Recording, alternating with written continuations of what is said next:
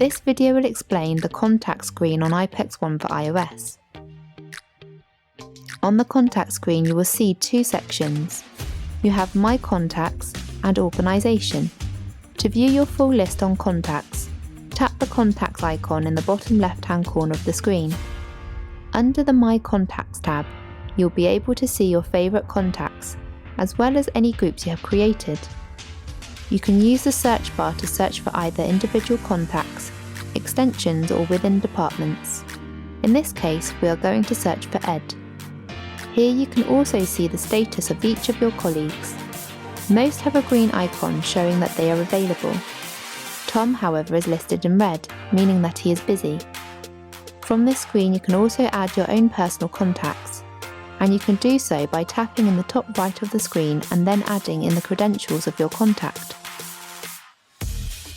That contact will now be added to the not assigned group. The other section is Organisation.